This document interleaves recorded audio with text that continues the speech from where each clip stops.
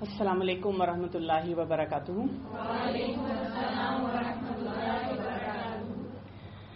نحمدہ ونصلی علی رسولہ الکریم اما بعد فاعوذ باللہ من الشیطان الرجیم بسم اللہ الرحمن الرحیم رب اشرح لی صدری ویسر لی امری واحلل عقدۃ من لسانی یفقہوا قولی.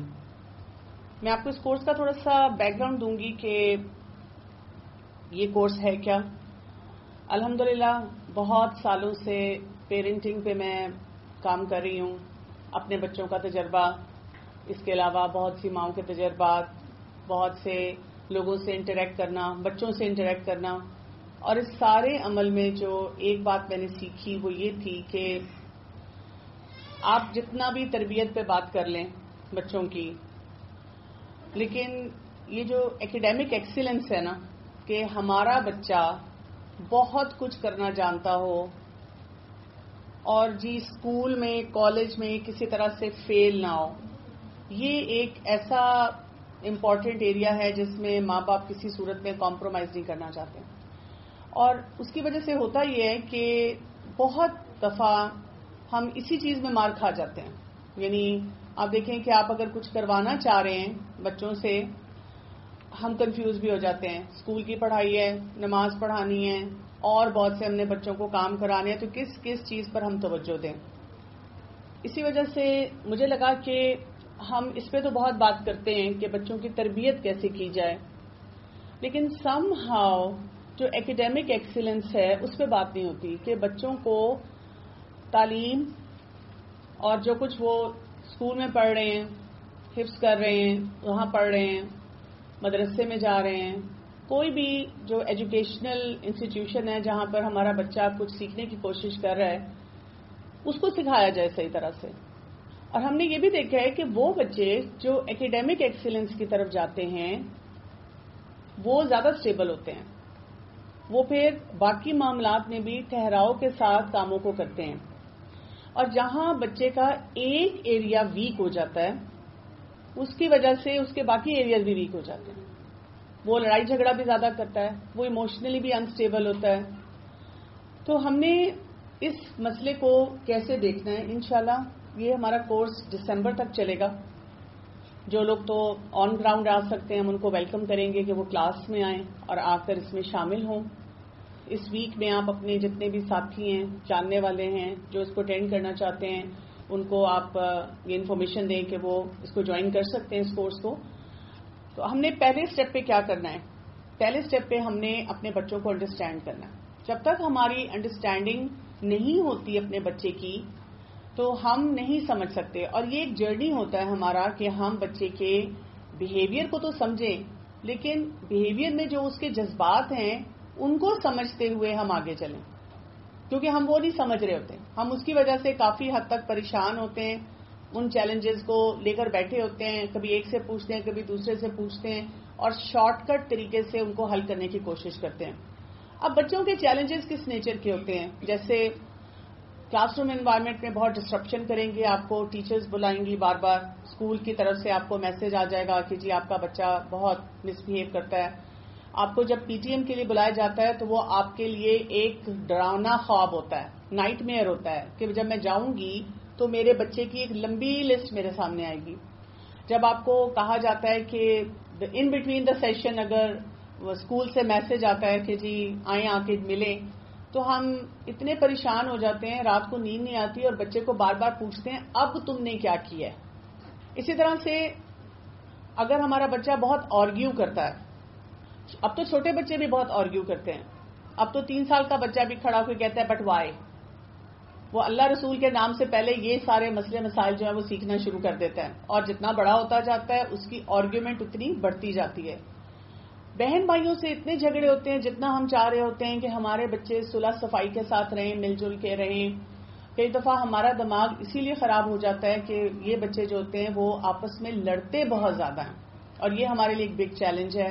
اسی طرح بچے موڈی بہت ہو چکے ہوئے ہیں، ٹینٹرمز تھرو کرتے ہیں، غصہ کرتے ہیں. کئی بچے جو ہیں ان کی ایموشنل انسٹیبلٹی اس نیچر کی ہوتی ہے کہ وہ روتے رہتے ہیں. اس پہ بھی ہمیں نہیں سمجھ آتی کہ ہم نے کیا کرنا ہے. کچھ بچے ہمارے ایسے ہوتے ہیں جو کہ بہت وری کرتے ہیں، اتنے وری کرتے ہیں ہم پریشان ہو جاتے ہیں. ہم ان کو بار بار سمجھاتے ہیں کہ بیٹا پریشان نہ ہو, لیکن نہیں, وہ پریشان ہیں. اور پھر آپ دیکھیں کہ یہی بچہ جو پریشان رہتا ہے وہ جب ٹین ایج میں آتا ہے اور پھر اس کے کچھ ایسے بیہیویئرز آتے ہیں, نہ ہم اپنے منہ سے بول سکتے ہیں, کسی کو بتا سکتے ہیں, کسی کے پاس جا نہیں سکتے. کئی دفعہ گھروں میں ہسبینڈ وائف کے درمیان کانفلکٹ شروع ہو جاتا ہے. ہمیں لگتا ہے کہ اچھا کسی ایون سائیکائٹرسٹ کو دکھانا پڑ جائے گا. ایک اسپاؤس کہہ رہا ہوتا ہے دکھانا ہے, دوسرا کہہ رہا ہوتا ہے نہیں دکھانا, اور اس میں حالات خراب بھی ہو رہے ہوتے ہیں. پھر ہمیں نہیں سمجھ آ رہی تھی کہ ہم کس طرح سے بچوں کے ساتھ کوئی بھی جو معاملہ ہے اس کو لے کے چلیں.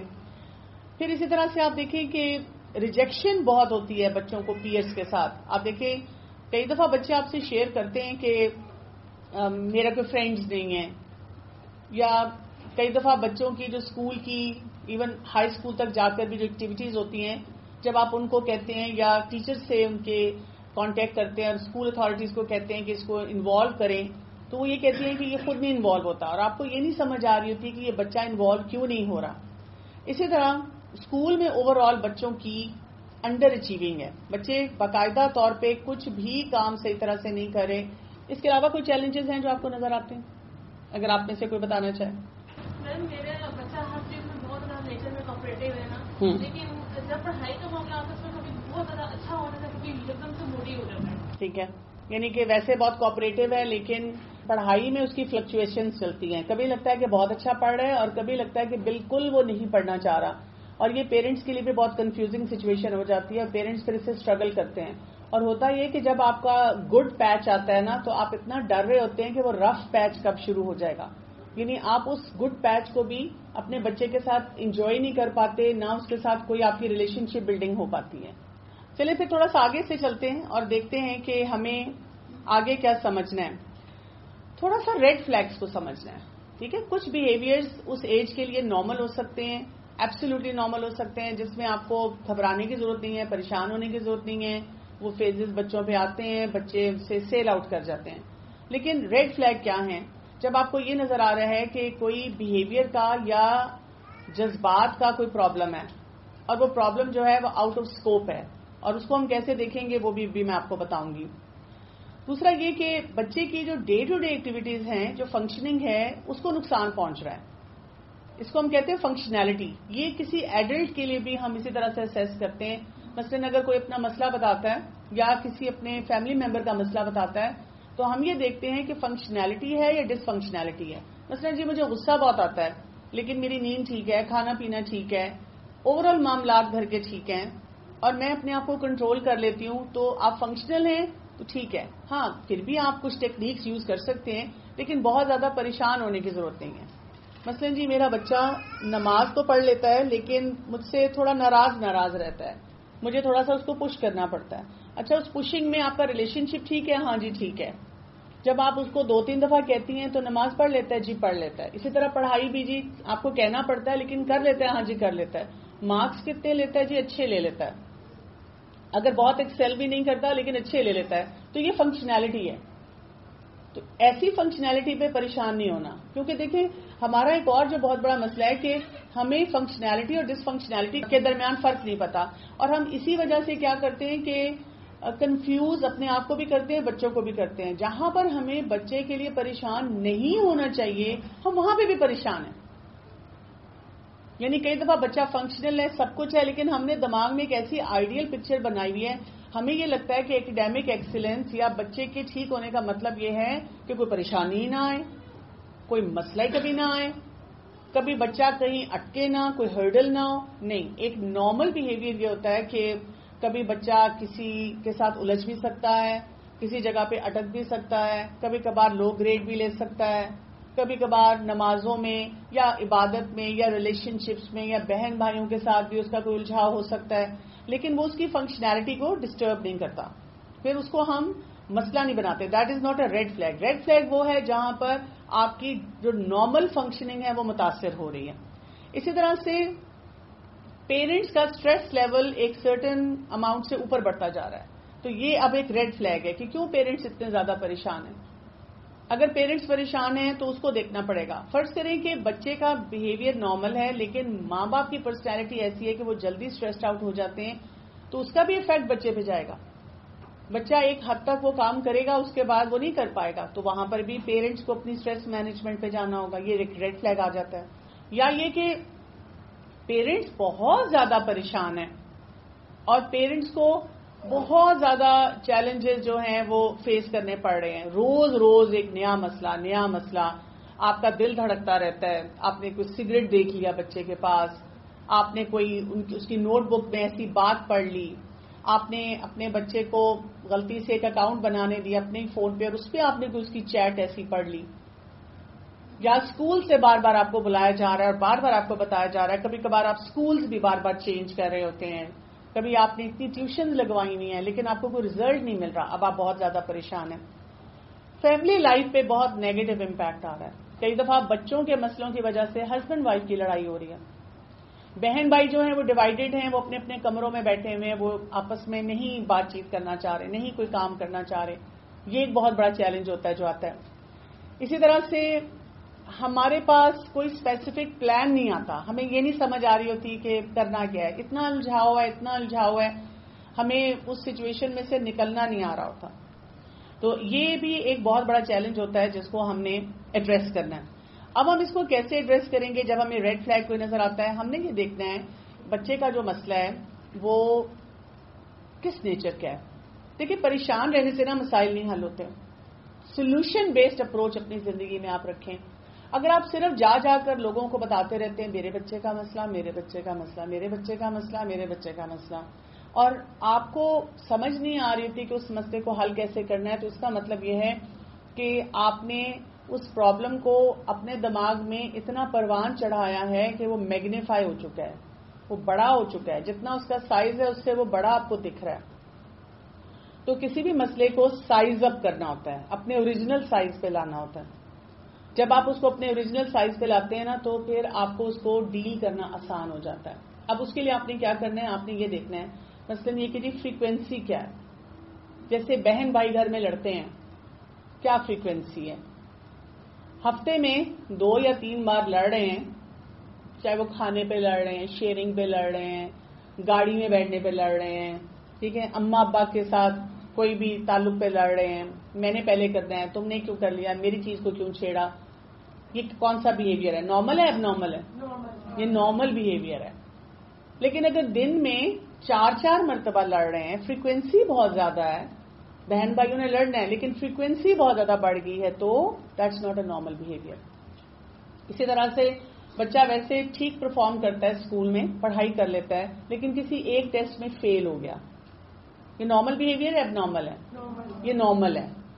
کئی دفعہ ہم نے تھوڑا سا جو مسئلہ اس کی زندگی میں آیا، کبھی ایک دفعہ بچہ اٹک گیا تو ہم نے اس کو کیا کیا؟ میگنیفائی کر دیا.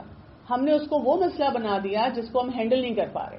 ہاں، اس کو آپ سیریسلی لیں گے، اس کا یہ مطلب نہیں ہے کہ اگر بچہ ایک ایسا بہیویئر دے رہا ہے جو درست نہیں ہے تو آپ اس کو کچھ بھی نہ کریں. آپ ڈیفینیٹلی اس کے لیے کوئی نہ کوئی ایکٹیویٹی ایسی کریں گے کہ اس کو مینج کیا جائے، لیکن اتنا پریشان نہیں ہوں گے اس کے لیے، اتنا ہنگامہ نہیں کریٹ کریں گے، اتنا اسٹریس آؤٹ نہیں ہوں گے، because that is a normal behaviour. اس کی فریکوینسی کم ہے. لیکن کبھی کبھار کوئی چھوٹا مسئلہ ہو سکتا ہے لیکن اس کی فریکوینسی زیادہ ہے. مثلا ایک ٹین ایج بچہ ہے اور وہ روز شام کو دوستوں کو ملنے چلا جاتا ہے، باہر، گھر سے باہر جاتا، وہ 1 گھنٹے کے لیے ہے لیکن انسپروائز روز باہر جاتا ہے. اب اس کی فریکوینسی بڑھ گئی ہے. کئی دفعہ جو زیادہ فریکوینسی کسی کام کی ایسی ہو جاتی ہے تو وہ کیا کرتی ہے؟ وہ آپ کو آہستہ آہستہ اس مسئلے میں گھیر لیتی ہے. ٹھیک ہے، شروع سے آپ کو نظر آ رہا ہے مثلا آپ کا بچہ میتھس میں ویک ہے، بہت مارجنلی پاس ہوتا ہے، اور تقریباً ہر کلاس میں آپ اس کا یہ پیٹرن دیکھ رہے ہیں کسی ایک سبجیکٹ میں. رائٹنگ کا مسئلہ ہے، وہ لگاتار رائٹنگ کا مسئلہ چل رہا ہے، ہلکا پھلکا چل رہا ہے لیکن چلتا جا رہا ہے، فریکوینسی اس کی زیادہ ہے. تو اس کا مطلب ہے کہ آگے جا کر یہ مسئلہ بڑا بن سکتا ہے. آپ کو پتہ ہے جیسے بچے حفظ کرتے ہیں تو پہلے جو 2-3 پارے ہوتے ہیں نا ان میں بچہ اچھی طرح پڑھ لیتا ہے، ویک سے ویک بچہ بھی اچھی طرح پڑھ لیتا ہے اور ماں باپ بڑے خوش ہوتے ہیں.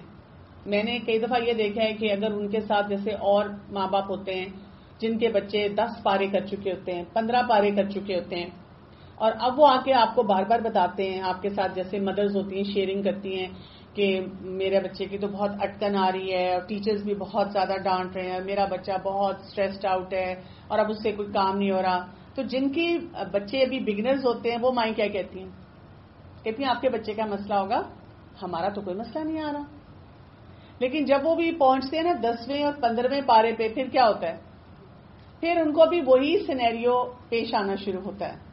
تو اس کا مطلب یہ ہے کہ انہوں نے جب وہ ہلکا ہلکا مسئلہ چل رہا تھا اس کو اوور لک کیا. اسی طرح سائیکولوجیکل چیلنجز بھی کئی دفعہ تھوڑے ڈوز کے ہوتے ہیں لیکن سلو چل رہے ہوتے ہیں. جب آپ کے پاس ایک فل بلون پکچر آتی ہے نا تو پھر آپ اس کو ریلیٹ کرتے ہیں کہ ہاں یہ تو 5 سال سے یہ ہلکا ہلکا ہو رہا تھا، تو میں نے اس کو کسی طرح سے مس آؤٹ کر دیا. تو مطلب یہ ہوتا ہے کہ فریکوینسی دیکھنی ہے کہ کتنی ہے. زیادہ فریکوینسی ہے تو پھر آپ اس کو ٹارگٹ کرتے ہیں. اگر کم فریکوینسی ہے، کبھی کبھار کچھ ہو گیا ہے، تو اس کو آپ اتنا بڑا ایشو نہیں بناتے. دوسرا ہے اس کا میگنیچیوڈ.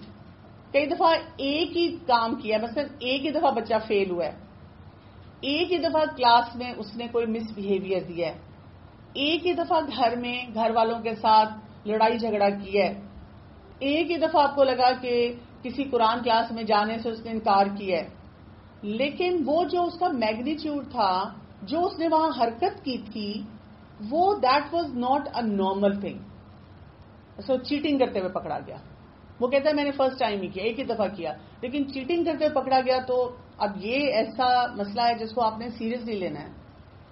اب اس کے لیے کرنا کیا؟ ظاہر ہے ہم آہستہ آہستہ انشاءاللہ اس پہ بات کریں گے، لیکن آپ یہ نہیں کر سکتے کہ اس مسئلے کو چھوڑ دیں کہ کوئی بات نہیں، کوئی فرق نہیں پڑتا، بچے تو ایسے کرتے ہی ہیں. نہیں، آپ نے اس کو اچھی طرح سے ایڈریس کرنا سیکھنا ہے. اور پھر یہ بھی دیکھنا ہوتا ہے کہ مائلڈ ہے یا سیویئر ہے. جیسے کون سی چیزیں آپ اس میں دیکھیں گے؟ ہائپر ایکٹیویٹی دیکھیں گے.